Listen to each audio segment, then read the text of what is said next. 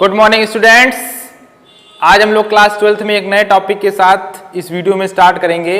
Topic हमारा है 12th class की मैथ्स में इंक्रीजिंग एंड डिक्रीजिंग फंक्शंस। ठीक है ना, नया टॉपिक है, नया चैप्टर है, इसलिए हमें इसके कॉन्सेप्ट को पहले बहुत अच्छे से समझना होगा। और आप अच्छी तरह से वाकिफ हैं कि कोई भी नया चैप्टर हो या नया टॉपिक हो तो पहले हमें उसके कॉन्सेप्ट को अच्छे से समझ लेना चाहिए, जिससे कि उससे रिलेटेड कोई भी क्वेश्चन हो या कुछ भी हो तो वो आसानी से सॉल्व हो जाए। चलिए शुरू करते हैं। तो इंक्रीजिंग एंड डिक्रीजिंग फंक्शन क्या है, पहला लेक्चर है, इंट्रोडक्टिव पार्ट भी कह सकते हैं, इसलिए अच्छे से ध्यान से समझिएगा ताकि न्यूमेरिकल्स या प्रॉब्लम्स आपको कोई कहीं से हिचक या कहीं से कोई डाउट ना रह जाए। देखिए, आप पहले हम एक एक करके समझेंगे। सबसे पहले हम समझेंगे कि इंक्रीजिंग फंक्शन क्या होता है, फिर बाद में डिक्रीजिंग को समझेंगे। तो आइए इंक्रीजिंग फंक्शन के बारे में देखते हैं कि कौन से फंक्शन को हम इंक्रीजिंग कहते हैं। तो ये मैंने ग्राफ बना करके रखा है। देखिए ये कि कोई फंक्शन जो y इक्वल टू fx, ध्यान दीजिए y और fx एक ही चीज होती है। फंक्शन में x की जो वैल्यूज होती है आपने देखा होगा, ये छोटा सा मैं बना रहा हूं। किसी फंक्शन को हम डिफाइन कैसे करते हैं, ये होता है डोमेन और ये होता है कोडोमेन। ये देखिए, ये हो गया फंक्शन, ये हो गया x और ये हो गया y। तो जो फंक्शन की वैल्यू होती है, जिसको मैंने यहाँ एरो से डिनोट किया है, फंक्शन की वैल्यू तो कुछ भी हो सकती है x के फॉर्म में। अब आपने x की वैल्यू जो पुट की वो हमारा इनपुट होता है और जो हमें रिजल्ट मिलता है वो आउटपुट होता है। ठीक है ना, तो ये चीज हो गई। जैसे एग्जांपल के तौर पर अगर समझ ना आ रहा हो तो यहाँ पर छोटा सा देखिए, अगर मैंने कहा कि fx is equal to X square, suppose that, तो आपने x की वैल्यू अगर 2 ली है, यानी अब आप इनपुट 2 कर रहे हो तो y की वैल्यू कितनी आ गई, 4 आ गई। अब ये समझना होगा इनपुट आउटपुट क्या था। फंक्शन में x की वैल्यू जो हम पुट करते हैं वो हमारा इनपुट है, जैसे फॉर एग्जांपल 2, और उसके करस्पॉन्डिंग आउटपुट क्या आया, जब यहाँ पे 2 रखा तो 2 का स्क्वायर 4। तो इनपुट हम करते हैं तो हमें आउटपुट मिलता है, यानी फंक्शन में वैल्यू पुट करते हैं तो रिजल्ट जो आता है वही आउटपुट होगा। ठीक है ना, चलिए। तो y इक्वल टू fx, जिसकी फंक्शन की वैल्यू कुछ भी हो सकती है, यहाँ इंक्रीजिंग को समझाने के लिए बताया गया है कि हम ये देख रहे हैं किसी फंक्शन का ग्राफ है जिसमें पॉइंट्स को कुछ हमने डिनोट कर रखा है। ठीक, यहाँ पर हम ऑब्जर्व क्या कर रहे हैं कि जैसे जैसे हम x को बढ़ा रहे हैं, ये देखिए इस वाले पॉइंट में x की वैल्यू कितनी है, छोटी सी है, यानी कुछ भी है। लेकिन जब इस पॉइंट पर पहुंचे तो x हमारा क्या हो गया, उसके कंपैरिजन में थोड़ा बढ़ गया। इस वाले पॉइंट पर पहुंच गए तो x और बढ़ गया। मतलब जैसे जैसे पॉइंट्स हम बदलते जा रहे हैं, उस पॉइंट के कोऑर्डिनेट से पता चलता है कि x उसका बढ़ रहा है। लेकिन ये भी देख रहे हैं साथ में कि जब x बढ़ रहा है तो उसके करस्पॉन्डिंग y भी क्या हो रहा है, बढ़ रहा है। लेकिन बीच में एक इंटरवल ऐसा नजर आया यहां से लेकर के और यहां तक कि x तो लगातार बढ़ रहा था। ये देखिए x यहां था, फिर यहां पहुंच गया, x में इंक्रीमेंट हो रहा था, x को हम बढ़ा रहे थे। लेकिन इस पॉइंट से लेकर के और इस पॉइंट तक देखने को मिला कि हाइट नहीं चेंज हो रही है, मींस y की वैल्यू नहीं चेंज हो रही है। अगर इस पॉइंट पर y की वैल्यू कह दें कि 5 है तो यहां पर भी 5 है, यहां पर भी 5 है, यहां पर भी 5 है और यहां तक 5 ही है। उसके बाद फिर देख पा रहे होंगे आप कि हाइट बढ़ गई है। तो यहां ये देखने को मिला कि x को जब हम इंक्रीज कर रहे हैं तो y भी इंक्रीज कर रहा है, डिक्रीज किसी भी कीमत पर नहीं हो रहा है। कहीं ऐसा देखने को नहीं मिला कि y में कमी आई हो। जब हम x को बढ़ाते जा रहे हैं तो y बढ़ रहा है। हाँ जरूर है, कुछ समय के लिए वो कांस्टेंट हो गया, मतलब बढ़ ही ना बढ़ रहा है ना घट रहा है, बदल नहीं रहा है। तो इस ग्राफ को हम कहते हैं इंक्रीजिंग। और आइए इसका स्टेटमेंट फॉर्म में कंडीशन देखते हैं। जब आप क्वेश्चंस लगाते हैं ना तो आपको कंडीशन ही मायने रखती है। तो ये तो हो गया ज्योमेट्रिकली रिप्रेजेंटेशन, एक्सप्लेनेशन। यहां समझ में आया कि x को बढ़ाओ तो y भी बढ़ता जाए, घटे ना, कांस्टेंट हो जाए वो ठीक है ये। और जब ऐसी कंडीशन होती है तो इसको हम केवल नॉर्मली इंक्रीजिंग फंक्शन बोलते हैं। और एक चीज है, स्ट्रिक्टली वर्ड जब लग जाता है, बुक में पढ़े होंगे आप, ये स्ट्रिक्टली वर्ड जब आ जाता है तो थोड़ा सा कंफ्यूजन चाहे हो रही हो और नहीं होनी चाहिए। क्यों? क्योंकि देखिए फर्क है। यहां पर देखने को क्या मिला कि कुछ समय के लिए y हमारा कांस्टेंट हो गया, मतलब घट तो नहीं रहा था लेकिन बढ़ भी नहीं रहा था। अच्छा, x को हम लगातार बढ़ाते ही जा रहे थे। दूसरा ग्राफ देखिए, इसमें क्या देखने को मिल रहा है कि इनिशियली x कितना है, ये है, देखिए ये मान लेते हैं 3 है, तो उसके करस्पॉन्डिंग आउटपुट क्या है, मान लेते हैं 4 है। अब दूसरा x यहां ले लिया तो x क्या हो गया, देखो बढ़ गया, ये पुराना x है और ये नया x है, ये ले लेते हैं 5, तो हाइट भी तो बढ़ गई, ये देखो 5। यानी यहां पर कोई भी पॉइंट ऐसा नजर नहीं आएगा, इस तरीके का नेचर नहीं नजर आएगा कि x को आप बढ़ा रहे हो तो y ना बढ़ रहा हो। x को बढ़ाएंगे तो y डेफिनेटली बढ़ेगा, डेफिनेटली हर इंटरवल में बढ़ेगा। तो यहां पर एक इंटरवल ऐसा नजर आया कि घट तो नहीं रहा था लेकिन बढ़ भी नहीं रहा था। तो ऐसे केस में क्या है, स्ट्रिक्टली वर्ड आ जाएगा। जरा देखिए ये sense, x1 less than x2, ये x1 और x2 क्या है, हमारे फंक्शन के दो इनपुट्स हैं किसी भी पॉइंट को लेकर के। जैसे हमने ये पॉइंट ले लिया, ये पॉइंट ले लिया, और पॉइंट में कोऑर्डिनेट x, y होता है, और उस x के करस्पॉन्डिंग देख, जैसे ये पॉइंट लिया तो इस पॉइंट में हमारा x1 y1 हो गया, और ये पॉइंट अगर मान लीजिए ले लिया तो ये पॉइंट क्या हो गया, x2 y2 हो गया। तो यहाँ के x के अकॉर्डिंग y आपको मिलेगा, यहाँ के x2 के अकॉर्डिंग y2 मिलेगा। तो कोई भी दो पॉइंट हो सकते हैं। तो यहाँ ये देखने को मिला कि x1 और x2 में क्या रिलेशन है, x1 जो पुराना है वो छोटा है वो नए वाले से। यानी यहाँ क्या कहेंगे, यहाँ हम कहेंगे कि हमने x को क्या किया, इंक्रीज किया, असेंडिंग ऑर्डर है। तो y क्या हो गया, y भी असेंडिंग ऑर्डर में चल रहा है। लेकिन ध्यान दो यहां पर इक्वल का भी साइन इसीलिए लगा है कि कुछ ऐसा भी हो सकता है कि x को आप लगातार बढ़ाते जा रहे हो लेकिन y नहीं बढ़ रहा है, लेकिन घट भी नहीं रहा है, ये भी बात है।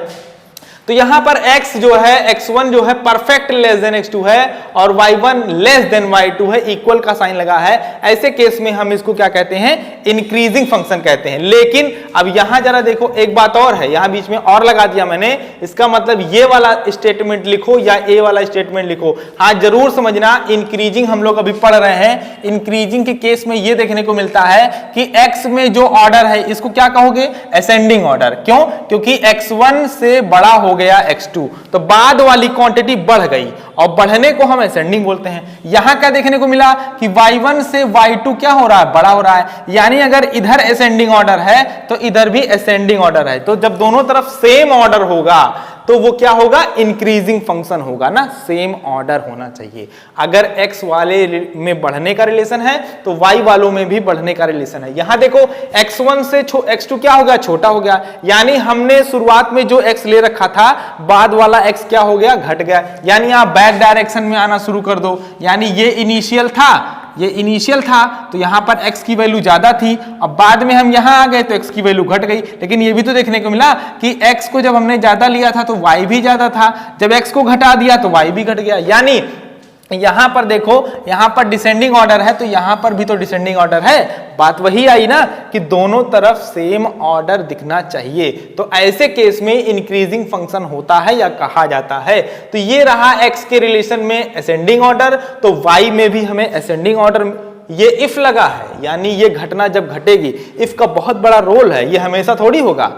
जब कभी ऐसी घटनाएं घटेंगी तो हम इंक्रीजिंग और डिक्रीजिंग कहेंगे। तो घटना क्या है वो समझना है, कंडीशन क्या है वो समझना है कि x1 लेस देन x2, यानी x को हमने क्या किया, इंक्रीज किया, तो हमें ये देखने को मिला कि y भी क्या हुआ, इंक्रीज हो गया। ऐसे केस में हमारा फंक्शन f इज क्या कहा जाएगा, इंक्रीजिंग फंक्शन कहा जाएगा। या x1 x2 में ऐसा रिलेशन है कि x1 से x2 क्या हो गया, जो है बढ़ गया, यानी बाद वाला छोटा हो गया, पहला वाला बड़ा था। तो ये कौन सा ऑर्डर है, डिसेंडिंग। तो ये भी कौन सा ऑर्डर हो गया, डिसेंडिंग हो गया। दोनों तरफ अगर सेम ऑर्डर है तो अच्छा, ये यहां पर देखो, ये तो हो गया केवल इंक्रीजिंग, नॉर्मल इंक्रीजिंग कह सकते हैं। यहां पर हमने देखा कि इक्वल का साइन हट गया है, यानी अगर आप x को बढ़ा रहे हो तो y गारंटी के साथ बढ़ेगा। यहां गारंटी वाली बात हो गई। ये देखिए ग्राफ, यहां पर y ऐसा है ही नहीं कि हाइट, यहां की हाइट अगर 4 है तो आगे वाली हाइट 5 हो जाएगी, और आगे वाली हाइट 6 हो जाएगी, और आगे वाली हाइट 7 हो जाएगी। यानी जैसे जैसे तुम x बढ़ाते जाओगे वैसे वैसे हाइट जरूर बढ़ेगी। लेकिन यहां जरूर वाली बात नहीं है। कुछ समय के लिए देखने को मिला कि y बढ़ नहीं रहा था, हम x को, लेकिन घट भी नहीं रहा था, यही बात है।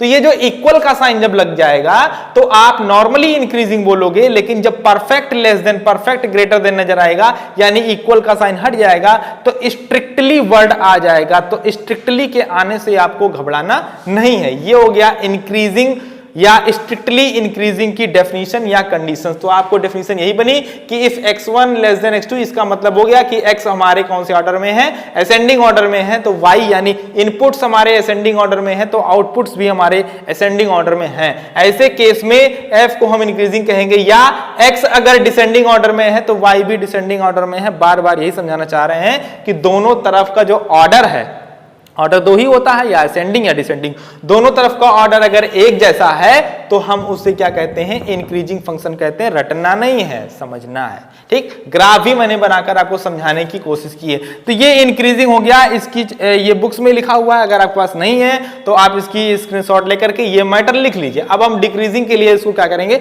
रफ करेंगे। तो इंक्रीजिंग हमें समझ में आ गया, आपको समझ में आ गया कि अगर इनपुट्स में जो ऑर्डर है वही ऑर्डर अगर आउटपुट्स में नजर आ जाए, क्योंकि हम एक्स को इनपुट कहते हैं, यहां मैंने आपको समझाया थोड़ी देर के लिए। ठीक, तो इनपुट्स में जो ऑर्डर होगा वही ऑर्डर अगर आउटपुट्स में होगा, एक्स को हम इनपुट कहते हैं, वाई को हम आउटपुट कहते हैं किसी पर्टिकुलर फंक्शन के लिए। तो ये चीजें हो गई। यहां पर जो है बाउंडेशन नहीं है, यहां पर बढ़ना कहेंगे, लेकिन हो सकता है कि कुछ देर के लिए ना भी बढ़े, घट तो नहीं रहा है, लेकिन यहां गारंटी के तौर पर बढ़ना तय है।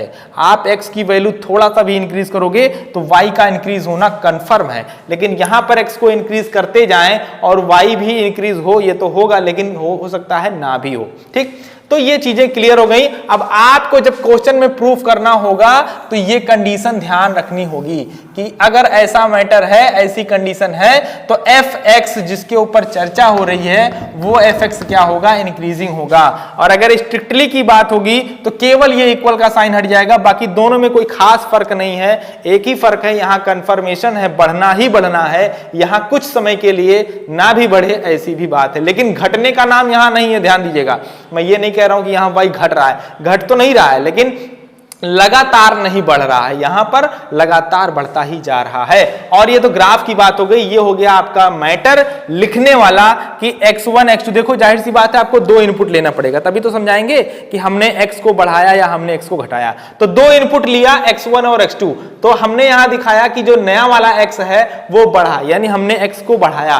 तो क्या दिखाई पड़ा, पुराने वाले इनपुट y1 के x1 के अलोंग y1 हमारा इनपुट है और x2 के अलोंग y2। ये जैसे देख पा रहे होंगे, ये देखिए, ये जो हॉरिजॉन्टल डिस्टेंस दिखती है ये इनपुट का इंडिकेशन है, और ये जो हाइट दिखती है ये आउटपुट का। तो जब इनपुट इतना है तो आउटपुट इतना है, लेकिन जब उस पॉइंट पर गए तो इनपुट इतना हो गया और आउटपुट इतना हो गया। तो इनपुट बढ़ाया तो आउटपुट भी पुराने वाले के कंपेयर में बढ़ गया ना। ये चीज समझ में आपको आ गई होगी। ठीक है, अब हम डिक्रीजिंग को देखते हैं। इंक्रीजिंग में क्या देखा भैया, इनपुट और आउटपुट में ऑर्डर सेम है, सेम। ये बात बहुत जरूरी है, बस इतना ही ध्यान रखना है। इनपुट्स का मतलब x1 x2 और आउटपुट्स का मतलब y1 y2, किसके, फंक्शन के। चलिए अब देखो, जानते हो क्या, थोड़ा सा चेंजिंग हो जाएगी, अभी डिक्रीजिंग फंक्शन हो जाएगा। यहां पर देखो क्या है, अगर यहां पर आपका जो है असेंडिंग है, तो अब चूंकि हम लोग क्या पढ़ रहे थे, अभी इंक्रीजिंग पढ़ रहे थे, लेकिन अब इंक्रीजिंग ना पढ़ के अब किसकी बात कर रहे हैं, डिक्रीजिंग की कर रहे हैं। तो अब हम लोग बात कर रहे हैं डिक्रीजिंग की। तो आइए देखते हैं डिक्रीजिंग में क्या होगा। डिक्रीजिंग में ऑर्डर उल्टा हो जाता है, अपोजिट हो जाता है, तो ग्राफ भी चेंज होगा। अभी मैं चेंज कर रहा हूं, ठीक है। तो ये देखिए, पहले तो ग्राफ ही मिटा दें क्योंकि ये ग्राफ अब नहीं होगा। तो अब हम जो है डिक्रीजिंग फंक्शन पर चर्चा करने वाले हैं, बहुत थोड़ा सा जल्दी से देख लेते हैं। ये आपको समझ में आ गया होगा कि अगर ऑर्डर एक है, ऑर्डर एक जैसा है तो इंक्रीजिंग फंक्शन होगा, और ऑर्डर अगर पलट गया तो वो डिक्रीजिंग हो जाएगा। ये देखिए, अब आपने x को क्या किया, बढ़ाया। x को तो तुमने बढ़ा दिया, जो नया x आया वो पुराने वाले से बढ़ गया, लेकिन ऐसा यहां दिखाई पड़ेगा कि भैया उल्टा हो गया, y जो था वो छोटा हो गया। ये देखिए, तो आपने x को बढ़ाया, y छोटा हो गया। ये कैसे हो गया, ये आइए इधर देखिए, कभी कभी होता है, कहीं नहीं होता है। ये देखिए, ग्राफ के थ्रू समझने की कोशिश करिए।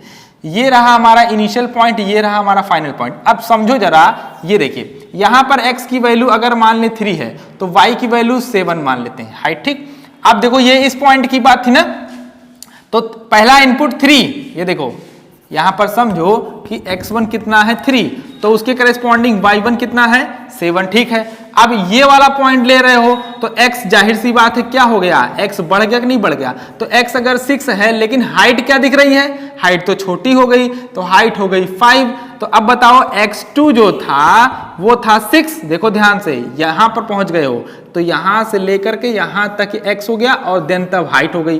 तो अब y2 जो आ रहा है वो क्या आ रहा है, 5 आ रहा है। तो देखो ध्यान से, x तुमने क्या किया, बढ़ाया, पहले 3 था बाद में 6 हो गया, लेकिन y पर गौर करो, पुराना y 7 था और नया वाला y 5 है, यानी यहां पर y क्या हो गया, घट गया। तो ये चीजें हैं, कंडीशन है, कंडीशन समझना है, ऐसा पॉसिबल है। तो x को बढ़ाने से y में घटोतरी हो गई, यानी अब यहां पर इधर का ऑर्डर क्या है, असेंडिंग, लेकिन उधर का ऑर्डर क्या है, डिसेंडिंग। ऑर्डर बदल गया, अपोजिट हो गया। यही समझना है कि डिक्रीजिंग फंक्शन के केस में इनपुट्स में जो ऑर्डर नजर आता है, चाहे वो जैसा भी हो, यहां पर मैंने असेंडिंग लिया था तो आउटपुट में डिसेंडिंग ऑर्डर नजर आया, या इसी का अपोजिट हो जाएगा। अब यहां देखो क्या लिखा है, यहां लिखा हुआ डिसेंडिंग ऑर्डर, तो अगर यहां डिसेंडिंग है तो यहां क्या हो जाएगा, यहां असेंडिंग हो जाएगा। ये फिर मैं कह रहा हूं, याद नहीं करना है, इनपुट का ऑर्डर जो भी होगा, चाहे वो तुम असेंडिंग लो चाहे डिसेंडिंग लो, अगला वाला ऑर्डर अगर बदल दे रहे हो, अपोजिट कर दे रहे हो, तो वो डिक्रीजिंग फंक्शन की पहचान है। भाई सीधी सी बात है, एक चीज को बढ़ाएं और दूसरी चीज घट जाए तो वो डिक्रीजिंग फंक्शन हो जाएगा ना, अपोजिट नेचर नजर आता है। और असेंडिंग हो, चाहे आप बात करो इंक्रीजिंग की, चाहे आप बात करो डिक्रीजिंग की, दोनों में क्या है, एक ही फर्क है कि इंक्रीजिंग फंक्शन में इनपुट और आउटपुट में सेम ऑर्डर नजर आता है, जबकि डिक्रीजिंग फंक्शन की बात होती है तो इनपुट के ऑर्डर में और आउटपुट के ऑर्डर में अपोजिट रिलेशन नजर आता है। तो यहां क्या हो जाएगा, यहां पर हो जाएगा डिक्रीजिंग।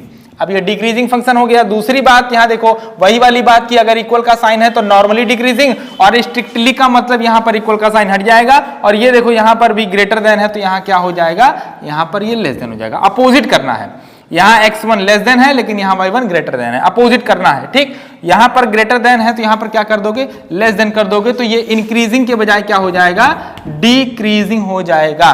तो ये f जो है हमारा स्ट्रिक्टली डिक्रीजिंग फंक्शन कहा जाएगा। ये सारी कंडीशन आपको समझ में आ गई। मैं फिर कह रहा हूं कि याद मत करो, समझो। इनपुट के बीच जो भी ऑर्डर नजर आए उसके अगले आउटपुट में अगर अपोजिट नजर आए, अपोजिट समझते हैं आप, इधर देखो, इधर कौन सा ऑर्डर है, ऑर्डर का मतलब क्या, पहले क्या था बाद में क्या था नजर आ जाता है। यहां x1 बड़ा है x2, यानी बाद वाला छोटा हो गया, और बाद में कोई चीज छोटी हो गई तो यानी घट गया, यानी डिक्रीजिंग ऑर्डर। यहां डिक्रीजिंग ऑर्डर, लेकिन यहां क्या नजर आ रहा है, असेंडिंग ऑर्डर। क्यों, क्योंकि y2 बड़ा है, बाद वाला बढ़ गया, तो ये पलट गया ना सिंबल, यहां ग्रेटर देन था यहां लेस देन था। अगर ये पलट गया, अपोजिट हो गया, तो ये डिक्रीजिंग फंक्शन की कंडीशन होती है। उम्मीद है आपको इंक्रीजिंग और डिक्रीजिंग फंक्शन समझ में आया होगा कि किसे हम कहते हैं। तो ये जो कंडीशंस हैं इनको हम समझ गए कि कौन सी कंडीशन किसके लिए बनी है, इंक्रीजिंग फंक्शन और डिक्रीजिंग फंक्शन। ठीक है ना, तो मैं समझता हूं इंट्रोडक्शन था और आपको समझ आया होगा। एक छोटी सी चीज और भी है कि इसको कैसे डेरिवेटिव से रिलेट कर दिया गया। अब ये जो है इंक्रीजिंग डिक्रीजिंग तो आपको समझ में आ गया ना, क्या समझ में आया, शॉर्ट में जरा देखिए। शॉर्ट में ये समझ में आया कि x1 लेस देन x2, यानी हमने x को बढ़ाया तो इधर क्या नजर आया कि y1 y2, ये देखो, ये अगर y1 y2 भी बढ़ गया, x को बढ़ाया और y भी बढ़ गया, तो ये क्या है, इंक्रीजिंग है। अब देखो यहां पर इक्वल का साइन अगर हटा दोगे तुम, ये देखो x1 x2, यहां x को मैंने बढ़ाया और यहां y क्या है, यहां y कन्फर्मली बढ़ रहा है। इक्वल का साइन लगने का मतलब कुछ देर के लिए ना भी बढ़े, लेकिन अगर इक्वल का साइन हटा देते हो तो परफेक्ट y का बढ़ना तय है। तो कन्फर्मेशन जब हो जाती है तो इसको हम नॉर्मली इंक्रीजिंग बोलते हैं और इसको स्ट्रिक्टली बोलते हैं, और आगे इफ जरूर लगता है, क्योंकि जब ये घटना घटित होगी तभी हम फंक्शन को इंक्रीजिंग डिक्रीजिंग कहेंगे। यहां पर ऑर्डर सेम है, देखो यहां पर अगर असेंडिंग तो यहां पर भी असेंडिंग, यहां असेंडिंग तो यहां असेंडिंग, दोनों तरफ के ऑर्डर अगर सेम होंगे तो भैया इंक्रीजिंग फंक्शन होगा। डेफिनेटली समझ में आ गया होगा। और आपने अगर ऑर्डर चेंज कर दिया, जैसे ये देखो मैंने ले लिया x1 x2, इंप्लाइज दैट, अब बताओ यहां कौन सा है, यहां डिसेंडिंग ऑर्डर है ना। कुछ भी हो यहां पर, अगले वाले में देखो क्या होने वाला है, अगले वाले में अगर आपने पलट दिया, यहां ग्रेटर देन का सिंबल था, यहां लेस देन कर दिया, ये देखो, तो अब आपने क्या कर दिया, अब आपने ऑर्डर चेंज कर दिया, इधर आपका जो है ग्रेटर देन, उधर आपका लेस देन, यानी ये कौन सा होगा, ये डिक्रीजिंग फंक्शन होगा। ये कौन सा फंक्शन होगा, डिक्रीजिंग फंक्शन होगा। यानी जब मैंने x को घटाया तो y बढ़ गया, तो x को घटाने से y बढ़ रहा है, मींस ये डिक्रीजिंग फंक्शन है। सीधी सी बात है, दोनों तरफ के ऑर्डर अगर अपोजिट हो गए तो वो क्या हो जाएगा, डिक्रीजिंग फंक्शन हो जाएगा। और जो स्ट्रिक्टली वर्ड आता है, इसके लिए मैंने आपको अच्छे समझाया कि हमारी कंडीशन में अगर इक्वल का साइन नहीं लगा हुआ है, जो ये इनइक्वलिटी दिखती है, इसका मतलब y के बढ़ने का कंफर्मेशन एकदम फाइनल है। तो ऐसे केस में स्ट्रिक्टली जरूर बढ़ेगा, लेकिन यहां पर जरूर बढ़ेगा ये गारंटी नहीं, लेकिन हाँ बढ़ना तय है, घटना नहीं है। ठीक, तो उम्मीद है ये वीडियो आपको समझ में आया होगा। अब आप सोच रहे होंगे मैंने केवल इंट्रो बता दिया है, तो ये वीडियो ही इंट्रो था और इससे रिलेटेड मैं आपको ये समझाऊंगा अगले वीडियो में कि कैसे इसको हम जो है डेरिवेटिव से रिलेट करते हैं, क्यों हम एप्लीकेशन ऑफ डेरिवेटिव में इंक्रीजिंग और डिक्रीजिंग फंक्शन को पढ़ते हैं। तो नेक्स्ट वीडियो में आपको हम बताएंगे और समझाएंगे कि डेरिवेटिव की हेल्प से कैसे इंक्रीजिंग और डिक्रीजिंग को हम डिसाइड कर पाएंगे। ये तो बेसिक डेफिनेशंस थी या कह सकते हैं कंडीशन के अकॉर्डिंग ही डेफिनेशंस जो है वो बनती हैं। तो ये कंडीशन है तो इंक्रीजिंग, और आप समझते हैं सॉरी ये जो लिखा हुआ है मौके पर ये तो डिक्रीजिंग का है, ठीक है ना। इसके पहले मैंने इंक्रीजिंग का लिख दिया था। सीधी सी बात है, same order increasing, opposite order decreasing, game finish. ठीक है, मिलते हैं नेक्स्ट वीडियो में। इसको कंटिन्यू करते हुए, ये लेक्चर फर्स्ट था, लेक्चर 2 में हम आपको और अच्छे से इंक्रीजिंग डिक्रीजिंग को क्लियर करेंगे। तब तक के लिए thank you so much. Video अगर समझ में आ गया तो दोस्तों में शेयर कर दीजिए, बाकी कुछ बताना नहीं है। Thank you so much.